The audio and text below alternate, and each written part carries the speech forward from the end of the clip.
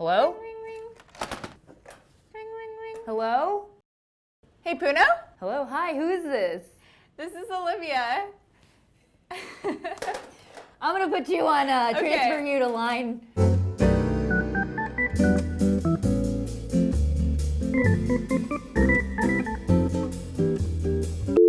So you got a question? What's going on? I've been feeling like I just don't have enough time in the day. So I was wondering if you have any tips. Who doesn't have this question? Maybe Muad'Dib. I don't have time in day. So what are all the things that you want to do? Why do you feel like you don't have enough time in the day? I have a part-time job. It's like 7-8 hours? Yeah. I mean, I know, but... I also have a side project going on. I started a blog recently. It's a music blog. Cool. So I'm getting that going. What's it called? It's called Super Speedway. Super-speedway.com. Cool. Mm-hmm. Awesome. Then I'm also just struggling to find time to work out. I get home, I'm so tired. Yeah. And I feel like part of that exhaustion comes from stressing about not having enough time. That would be the first thing that I would change, is how you think about time. Like you said, it's emotionally draining, but there's other ways you can think about it. Right now, I'm feeling like you have a little bit of anxiety about how many things you have to do. When I lived in the suburbs in Houston, I was like 10. I felt bored AF. And now I have like this crazy to-do list of all these amazing things I want to do. Yeah. So that's the first thing, is thinking about how many awesome things you get to do, as opposed to feeling like there's this huge weight on you of all of these tasks and you just don't feel like doing any of them. Maybe instead of writing to-do lists, you can write my list of super fun things I want to do. And that's it. Bye. No. But seriously though, thinking about time in a negative way is going to be very emotionally draining for you. Definitely. Okay, I'm stoked. I get to do all of these things. But now the second part is, how are you managing your to-do list? So what are you doing right now? It's kind of just one big list.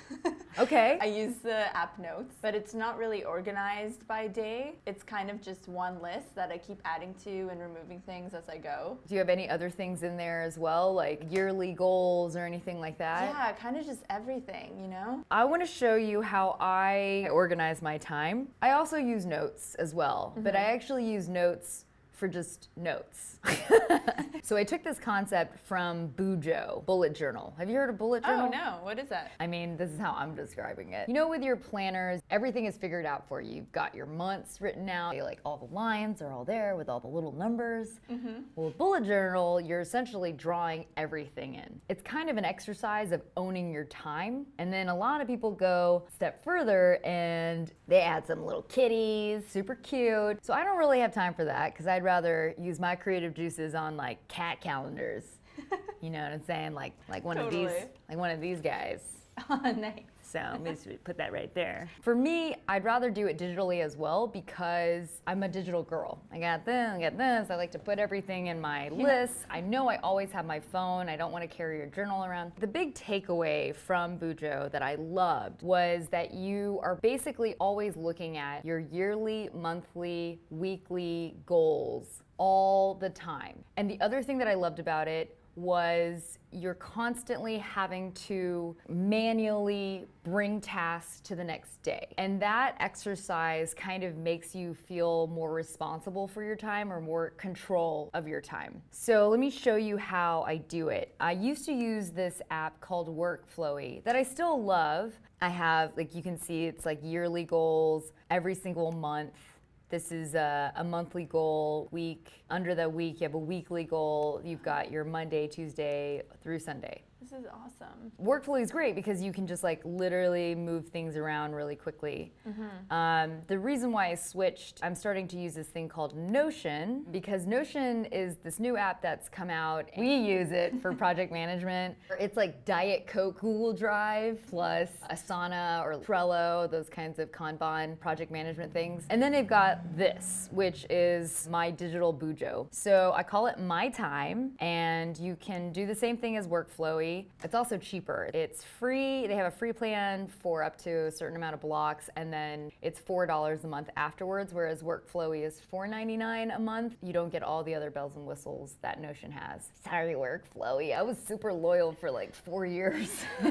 So when I have my yearly goals, I break them down. I personally break them down to money, health, creative. Before, I used to just have a goal. The first time I actually started it was in the middle of the year. So I think it's totally fine to do it whenever. These are the questions that I ask myself. I'll ask, all right, whatever my goal is, what is important about it? Will I get it? What is preventing me from having it? How will I know if I'm successful? And so, like, for example, my money goals last year was I wanted to make $100,000 annually by working 2 hours a day. The year before that, I had a reason for wanting this specifically. And then you can write out what is preventing you from having it, what do you need to do in order to get it. So it's just kind of brainstorming out all the steps.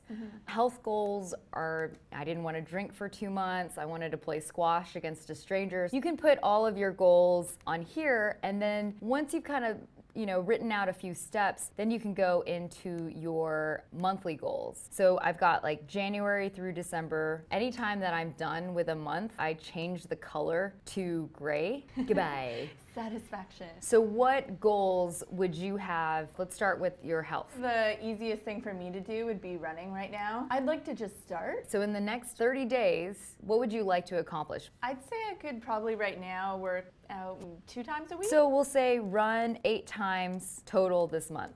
And this is a little bit different because it's running, so it's pretty regular. But honestly, if you really want to do it, I say write it down, and that's kind of that Bujo part. It's just schedule it in. Oh yeah, the other unfortunate thing with Notion, I wish that it was connected to your Google Calendar.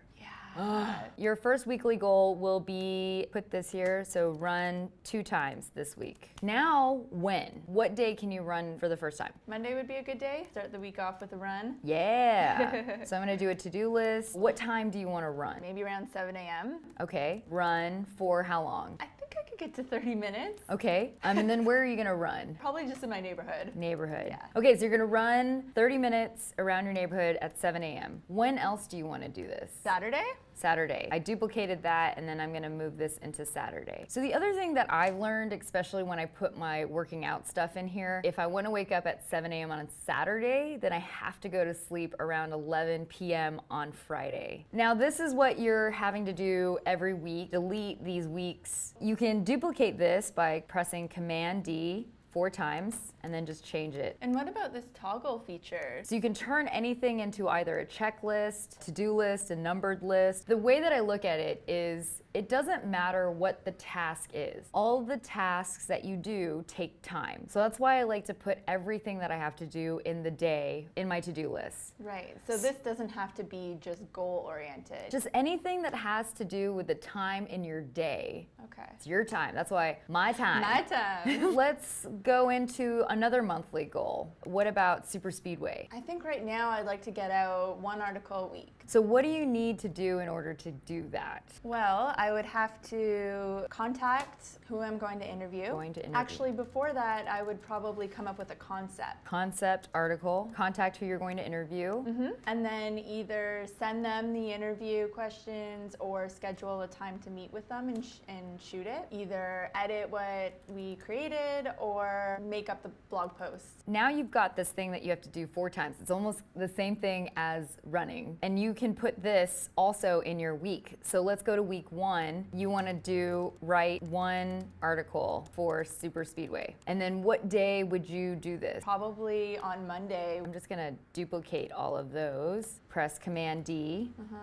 So now I'm just gonna simply drag this concept article, and then you need to contact who you're going to interview. Yeah, so probably could do that Monday as well. Depending on when they're free, ideally it would be earlier in the week, Thursday. Yeah. So schedule. Okay. Edit and publish an article Friday. Yeah, as soon as I could get it done, I guess. Well, and then, with blogs, especially when you're interviewing people, it's going to be stacked. So maybe this is your edit and publish article day, but it's not necessarily for that specific one. And you'll start understanding what's your typical turnaround time from contacting to scheduling to actually shooting. So that was one thing that's not on here, is you had schedule, but you don't actually have shooting. Maybe that's something that you can't put in your list, but know that that's something that will take time.